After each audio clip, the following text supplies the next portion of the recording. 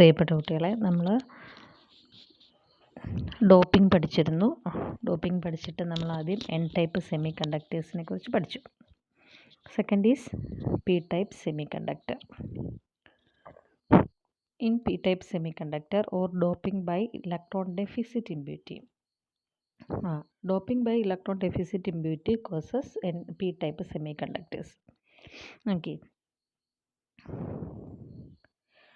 Here, silicon is a 14th group element. It contains 4 valence electrons. Okay. Then silicon is doped with the electron deficit impurities, that is group 13 element. Group 13 elements ഏതൊക്കെയാ? Boron, aluminium, gallium, indium, thallium. ഇത്രയുമാണ് group 13 elements. ഇതിൽ നമ്മൾ ഗാലിയമോ ഇൻഡിയമോ ബോറോണോ aluminium gallium indium ഏതെങ്കിലും ഒന്നും നമ്മൾ എടുക്കുകയാണ്. ഇവയ്ക്ക് എന്താണ് 3 ഇലക്ട്രോൺസ് മാത്രമേ ഇവയുടെ ബാഹ്യതമ ഷെല്ലിൽ ഉള്ളൂ. നമ്മളിവിടെ ഗാലിയം എടുത്തു. ഗാലിയം നമ്മൾ സിലിക്കണുമായിട്ട് ഡോപ്പ് ചെയ്യുകയാണ്. അപ്പം സിലിക്കണിലേക്ക് നമ്മൾ എന്താണ് മിക്സ് ചെയ്യുന്നത്? ഡോപ്പ് ചെയ്യുന്നത് ഗാലിയം ഡോപ്പ് ചെയ്യുകയാണ്. അപ്പം ഗാലിയത്തിൻ്റെ ബാഹ്യത ഔട്ടർ മോസ്റ്റ് ഷെല്ലിൽ എത്ര ഇലക്ട്രോൺ ആണ്? 3 ഇലക്ട്രോൺ. സിലിക്കണിന് എത്രയാണ്?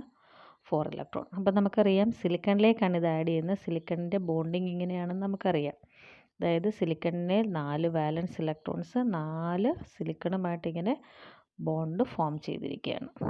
ഓക്കെ, ഇതിലേക്കാണ് നമ്മൾ ഇലക്ട്രോൺ ഡെഫിസിറ്റ് ഇമ്പ്യൂരിറ്റി ആയ ഗാലിയം ആഡ് ചെയ്യുന്നത്. അപ്പോൾ ഇവിടേക്ക് ഗാലിയം വന്ന് കയറിയെന്ന് സങ്കല്പിക്കുക, ഒരു ഗാലിയം ആറ്റം. അപ്പോൾ ഗാലിയം വന്ന് കയറുമ്പോൾ ഈ സിലിക്കണിൻ്റെ ഈ ഒരു ഇലക്ട്രോൺ ഈ ഗാലിയവുമായിട്ട് ബോണ്ട് ഫോം ചെയ്യും. ഇവിടെ ഇരിക്കുന്ന സിലിക്കണിൻ്റെ ഇലക്ട്രോൺ ഈ ഗാലിയവുമായിട്ട് ബോണ്ട് ഫോം ചെയ്യും, ഗാലിയത്തിൻ്റെ ഇലക്ട്രോൺ. ഇവിടെ ഇരിക്കുന്ന സിലിക്കൺ ഈ ഗാലിയത്തിൻ്റെ ഇലക്ട്രോണുമായിട്ട് ബോണ്ട് ഫോം ചെയ്തു. അപ്പം ഗാലിയത്തിൽ നിന്ന് 3 ഇലക്ട്രോൺസ് പോയി 3 സിലിക്കണുമായിട്ട് ബോണ്ട് ഫോം ചെയ്തു. ഗാലിയത്തിൻ്റെ വാലൻസി എത്രയാണെന്നാണ് പറഞ്ഞത്? 3. അപ്പം 4ാമത് ഇവിടെ ഒരു സിലിക്കൺ ഉണ്ട്. ഈ ഒരു സിലിക്കണുമായിട്ട് സിലിക്കണിന് ഇവിടെ ഇലക്ട്രോൺ ഉണ്ട്. സിലിക്കണുമായിട്ട് ബോണ്ട് ഫോം ചെയ്യാനായിട്ട് ഇവിടെ എന്തില്ല? ഗാലിയത്തിന് ഇവിടെ ഇലക്ട്രോൺ ഇല്ല. പകരം ആ സ്ഥാനത്ത് ഇപ്പോൾ എന്താണുള്ളത്? ഒരു ഹോള് പോലൊരു സ്ഥലം മാത്രമാണുള്ളത്, അല്ലേ? അവിടെ ഇലക്ട്രോൺ ഉണ്ടോ? ഇല്ല. കാരണം ഗാലിയത്തിൻ്റെ 3 ഇലക്ട്രോൺസാണ് ഗാലിയത്തിൻ്റെ ബാഹ്യതമ ഷെല്ലിൽ. ആ 3 ഇലക്ട്രോൺ തൊട്ടടുത്തുള്ള 3 സിലിക്കണുമായിട്ട് ബോണ്ട് ഫോം ചെയ്ത് കഴിഞ്ഞു. 4ാമത്തെ സിലിക്കണുമായിട്ട് ബോണ്ട് ഫോം ചെയ്യാനായിട്ട് ഗാലിയത്തിന് ഇലക്ട്രോൺ ഇല്ല. അപ്പോൾ ആ സ്പേസ് എന്തായിട്ടാണ്? ഒരു വേക്കൻ്റ് സ്പേസ് ആയിട്ട് മാറി. അപ്പോൾ സിലിക്കൻ്റെ ഈ ഫ്രീ ഇലക്ട്രോൺ എന്ത് ചെയ്യും? സിലിക്കൻ്റെ ഈ ഇലക്ട്രോൺ ഇങ്ങോട്ട് ബോണ്ട് ഫോം ചെയ്യാൻ പറ്റില്ലല്ലോ. അപ്പോൾ ഈ ഇലക്ട്രോൺ നേരെ ഇങ്ങോട്ടേക്ക് ചാടി. അപ്പോൾ ഇവിടെ വേക്കൻ്റായി. അപ്പോൾ അടുത്ത ഇലക്ട്രോൺ ഇങ്ങോട്ടേക്ക് ചാടി. അങ്ങനെ ഇലക്ട്രോൺസ് മൂവ് ചെയ്യുന്നതിൻ്റെ ഫലമായിട്ട്, ഹോളിൽ കൂടി മൂവ് ചെയ്യുന്നതിൻ്റെ ഫലമായിട്ട് കറണ്ട് കടന്നു പോകുന്നു. ഇതിനെ വിളിക്കുന്ന പേരാണ് പി ടൈപ്പ് സെമി കണ്ടക്ടേഴ്സ്. ഇത് നിങ്ങൾ സ്കൂളിൽ പഠിച്ചിട്ടുണ്ട്. ഒന്നും കൂടി പറയാം. എന്താണ്? സിലിക്കൺ ബോറോണുമായിട്ട് ഡോപ്പ് ചെയ്യുമ്പോൾ സിലിക്കണിൻ്റെ 3 ബോറോൺ അല്ലെങ്കിൽ ഗാലി അല്ലേ ഞാൻ ആദ്യം പറഞ്ഞപ്പോൾ സിലിക്കണിൻ്റെ 4 ഇലക്ട്രോൺസാണ്. അതേസമയം ഗാലിയത്തിന് എത്രയാണ് ഇലക്ട്രോൺ? 3 ഇലക്ട്രോണാണ്. അത് തൊട്ടടുത്തുള്ള 3 സിലിക്കണുമായിട്ട് ബോണ്ട് ഫോം ചെയ്ത് കഴിഞ്ഞു. ഇപ്പോൾ ഇതിന് ചുറ്റുമെല്ലാം സിലിക്കൺ ഇങ്ങനെ ഇരിക്കുകയാണ്, അല്ലേ? സിലിക്കൺ ഇങ്ങനെ ഇരിക്കുക. അപ്പോൾ ഈ സിലിക്കണിൻ്റെ ഈ ഇലക്ട്രോണിന് ഈ ബോറോണുമായിട്ട് ബോണ്ട് ഫോം ചെയ്യാൻ ഇവിടെ ഇലക്ട്രോൺ ഇല്ല. ആ ഭാഗം വേക്കൻ്റ്. കാരണം ഗാലിയത്തിന് 3 ഇലക്ട്രോൺ അല്ലേ ഉള്ളൂ. അപ്പോൾ ഇവിടെ വേക്കൻ്റ് ആയതുകൊണ്ട് ഈ സിലിക്കൻ്റെ ഈ ഇലക്ട്രോണിനും ബോണ്ടിങ്ങിൽ പങ്കെടുക്കുന്നില്ല, അല്ലേ? ഈ ഇലക്ട്രോൺ ബോണ്ടിങ്ങിൽ പങ്കെടുക്കുന്നില്ലല്ലോ. ഇതുമായിട്ടല്ലേ ബോണ്ട് ഫോം ചെയ്യേണ്ടത്. പക്ഷേ ഇവിടെ ഇലക്ട്രോൺ ഇല്ലല്ലോ, ഇവിടെ ഹോളല്ലേ. അപ്പോൾ ഈ ഇലക്ട്രോണിന് ബോണ്ട് ഫോം ചെയ്യാൻ പറ്റുന്നില്ലല്ലോ. അപ്പോൾ ഈ ഇലക്ട്രോൺ എന്ത് ചെയ്യും? ഈ വേക്കൻ്റ് ആയിട്ടുള്ള സ്ഥലത്തേക്ക് ഷിഫ്റ്റ് ചെയ്യും. അപ്പോൾ ഇവിടെ എന്തായിട്ട് മാറും? ഈ സ്ഥലം എന്തായിട്ട് മാറും? വേക്കൻ്റ് ആവും. അപ്പോൾ ഇത് വേക്കൻ്റ് കിടക്കുന്നുണ്ട്. അപ്പോൾ അപ്പോഴത്തെ ഇതുപോലൊരു ഫ്രീ ഇലക്ട്രോൺ ഉണ്ടാവും, ഇങ്ങോട്ട് ചാടും. അങ്ങനെ ഇലക്ട്രോൺസ് ഹോളിൽ കൂടി മൂവ് ചെയ്തുകൊണ്ടേയിരിക്കുകയാണ്. ഇതിനെയാണ് നമ്മൾ എന്ത് പേര് പറയുന്നത്? പി ടൈപ്പ് സെമി കണ്ടക്ടേഴ്സ് എന്ന് പറയുന്നത്. അപ്പോൾ നമുക്കൊന്ന് നോക്കാം. When a group 14 element which contain 4 electrons in the valence shell like silicon or germanium doped with group 13 element. അതായത് ഗ്രൂപ്പ് 14 എലമെൻ്റായ ആരാണ്? ഗ്രൂപ്പ് 14 എലമെൻ്റായ സിലിക്കണോ ജെർമേനിയമോ ഗ്രൂപ്പ് 13 എലമെൻറ്റുകളുമായിട്ട് ഡോപ്പ് ചെയ്യുന്നു. അതിന് 3 വാലൻസ് ഇലക്ട്രോൺസാണ് ഉള്ളത്. ഏതൊക്കെയാണ് group 13 element? Boron, aluminium or gallium. The three electrons are used for the formation of covalent bonds with the bonds, and the fourth valence electron is missing. This creates an electron hole or electron vacancy. An electron from a neighboring atom can come and fill the electron hole.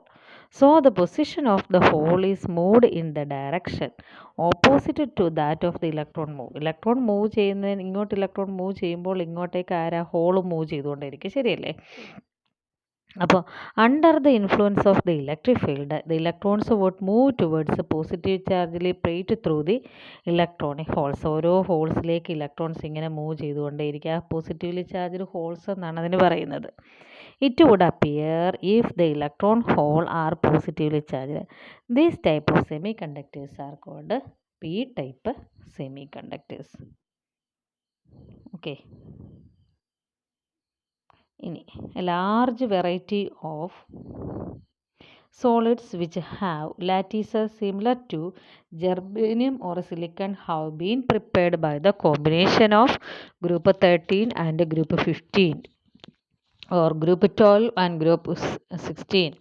Group 13 and group 15 compounds INSB, ALP and GAS. They are used as semiconductors. Examples of 412 and 16 group elements are zinc sulfide, cadmium sulfide, cadmium silicon, selenide, HGT, etc. Then magnetic properties. Magnetic properties നിങ്ങൾക്കറിയാം, കാന്തശക്തി പോലെ മാഗ്നറ്റിനെ പോലെ ആകർഷിക്കുന്ന സ്വഭാവമാണ്. അപ്പോൾ മെറ്റൽസിനൊക്കെ എന്തുണ്ട്, ഈ സോളിഡ്സിനെല്ലാം എന്തുണ്ട്, കാന്തിക ശക്തി ഉണ്ടെന്നാണ് പറഞ്ഞിരിക്കുന്നത്. ചില സോളിഡ്സിന് കാന്തിക ശക്തി ഉണ്ട്, ചില സോളിഡ്സിന് കാന്തശക്തി ഇല്ല.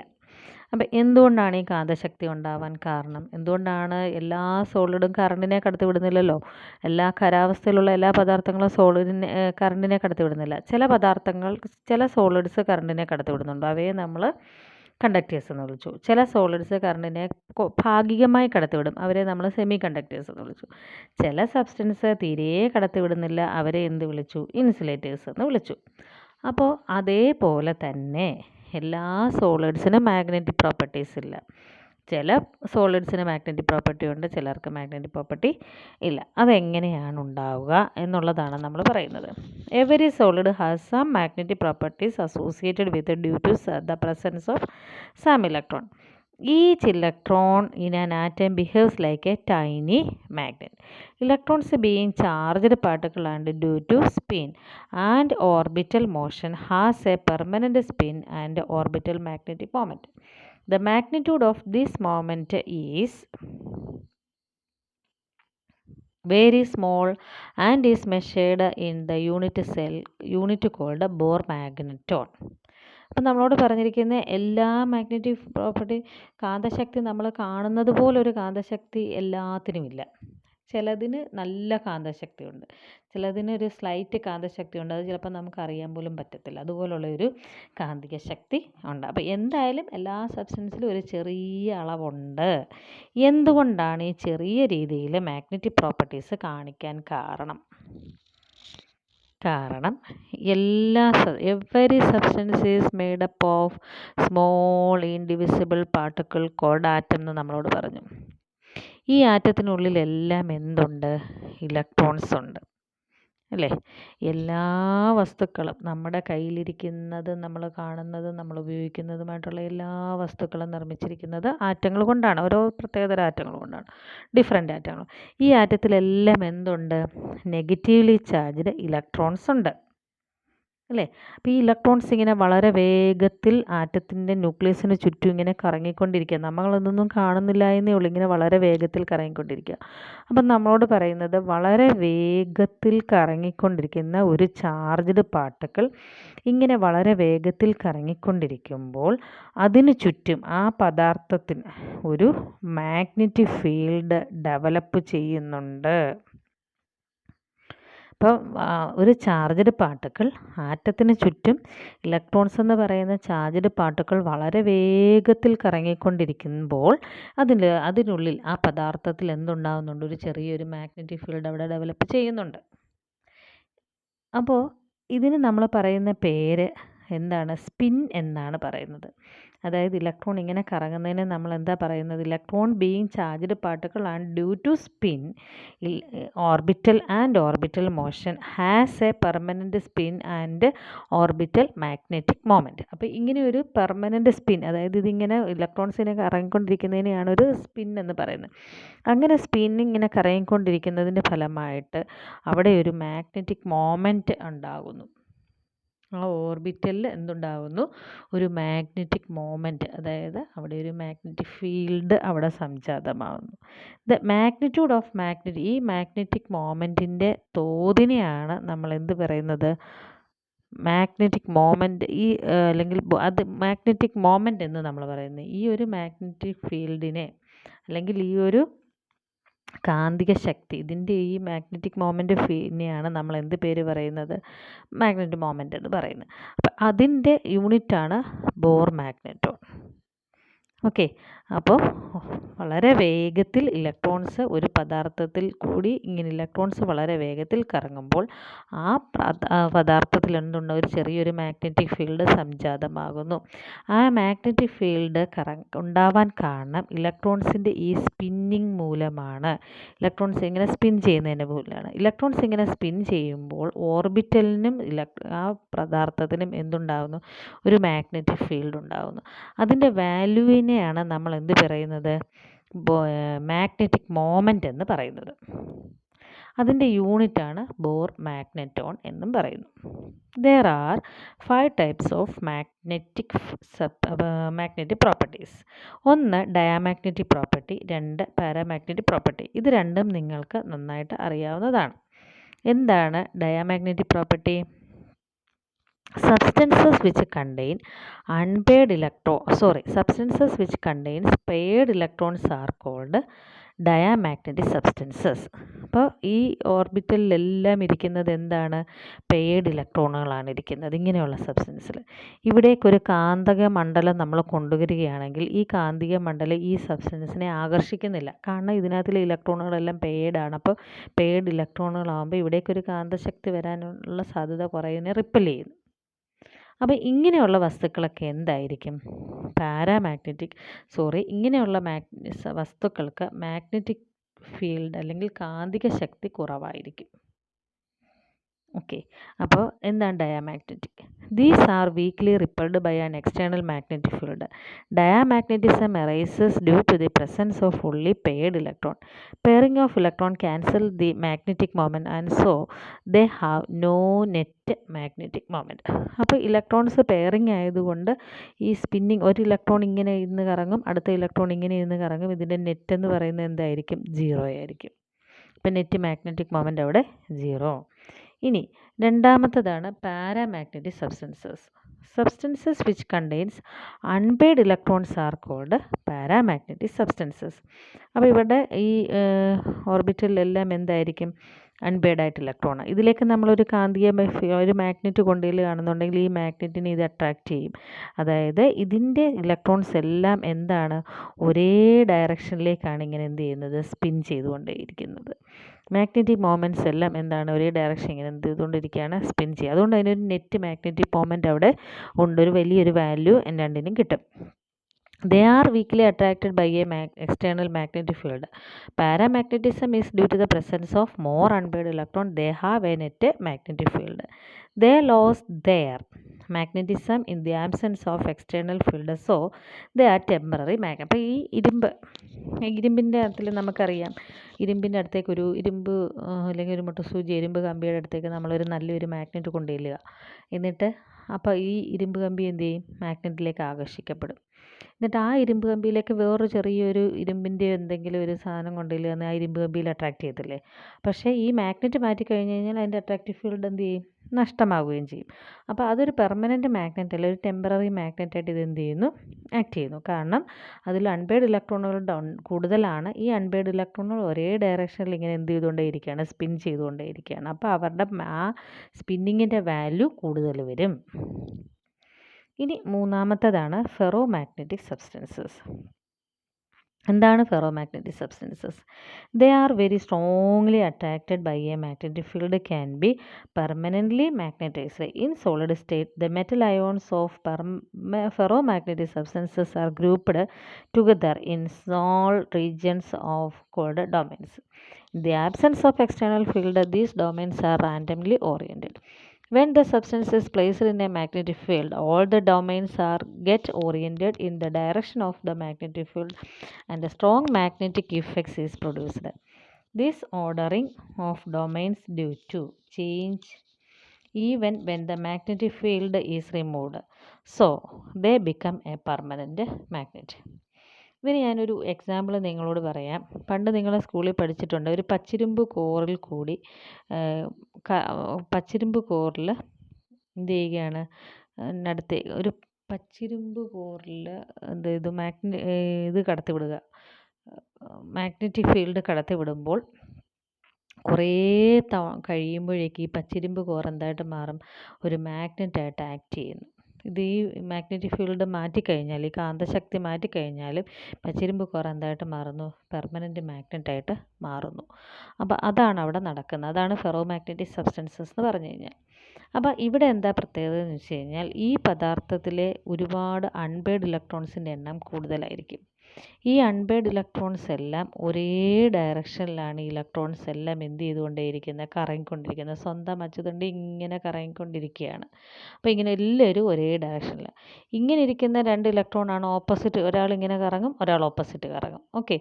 അതേസമയം ഒരേ ഡയറക്ഷനിലിരിക്കുന്ന ഇലക്ട്രോൺസുകൾ ഓരോ ഓർബിറ്റിലും ഓരോ ഇലക്ട്രോൺ ഇരിക്കുക, ഇതെല്ലാം എന്ത് ചെയ്യും, ഒരേ ഡയറക്ഷനിൽ കറങ്ങും. അതുകൊണ്ട് ഇവിടുത്തെ നെറ്റ് വാല്യൂ എന്താണ്, കൂടുതലാണ്. അങ്ങനെ കൂടുതലായതുകൊണ്ട് ഇത് ഒരു പെർമനൻ്റ് മാഗ്നറ്റായിട്ട് ആക്ട് ചെയ്യുന്നു. അതിന് എക്സാമ്പിളാണ് iron, cobalt, nickel, gadolinium, CrO2 etcetera. അപ്പോൾ ഈ പടം വളരെ ഇമ്പോർട്ടൻ്റ് ആണ്. ആൻഡ് ഈ ഫെറോമാഗ്നറ്റിക് സബ്സ്റ്റൻസിൻ്റെ magnetic moments are aligned in the same direction. In ferromagnetic substances, the magnetic moments are aligned in same direction. എല്ലാ ഇലക്ട്രോൺസും ഒരേ ഡയറക്ഷനിലാണ് സ്പിൻ ചെയ്യുന്നത്. Okay. Second one, antiferromagnetic substances. Here the domains are oppositely oriented and cancel each other so that they have no net magnetic moments. Here ഇവിടെ എന്താണ്, magnetic moments, അതായത് electrons എല്ലാം ഇങ്ങനെ 2 opposite ഡയറക്ഷനിലേക്കാണ് എന്ത് ചെയ്യുന്നത്, സ്പിൻ ചെയ്യുന്നത്. അങ്ങനെ സ്പിൻ ചെയ്യുമ്പോൾ ഇവയ്ക്ക് no net magnetic moment. Therefore these type of alignments are called antiferromagnetic substances. Antiferromagnetic സബ്സ്റ്റൻസസിലെ magnetic moments are aligned in parallel and antiparallel in equal and opposite directions.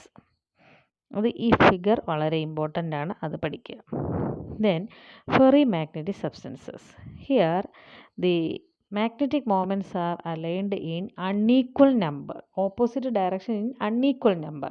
അതായത് പ്രത്യേകിച്ച് ഈ order ഒന്നും ഇല്ലാതെ കുറച്ച് electrons ഇങ്ങനെ കറങ്ങും, കുറച്ച് ഇലക്ട്രോൺസ് ഇങ്ങനെ കറങ്ങുന്നു, ഓപ്പോസിറ്റായിട്ട് റൊട്ടേറ്റ് ചെയ്യും. ചിലത് ഇങ്ങനെ കറങ്ങും, ചിലത് ഇങ്ങനെ, അങ്ങനെ പ്രത്യേകിച്ചൊരു ഓർഡർ ഒന്നുമില്ലാതെ എന്ത് ചെയ്യുന്നു, ഇലക്ട്രോൺസ് റൊട്ടേറ്റ് ചെയ്യും, ഓപ്പോസിറ്റ് ഡയറക്ഷനിൽ സ്പിൻ ചെയ്യുന്നതിനെയാണ് എന്ത് പേര് പറയുന്നത്, ഫെറിമാഗ്നറ്റിക് സബ്സ്റ്റൻസസ് എന്ന് പറയുന്നത്. ഇതിൻ്റെയും ഈ ഫിഗർ വളരെ ഇമ്പോർട്ടൻ്റ്. അപ്പോൾ ഇവിടെ നമ്മളോട് ഈ ഫെറോമാഗ്നറ്റിക് സബ്സ്റ്റൻസ് ഇത് രണ്ടുമാണ് ഡിഫൈൻ ചെയ്ത് നമ്മളോട് ചോദിക്കുന്നത്. ഇത് 3 ഈ ഫിഗറാണ് കൂടുതലായിട്ടും ചോദിക്കുന്നത്. ഫെറോമാഗ്നറ്റിക് സബ്സ്റ്റൻസിൻ്റെ magnetic moments are aligned in same direction.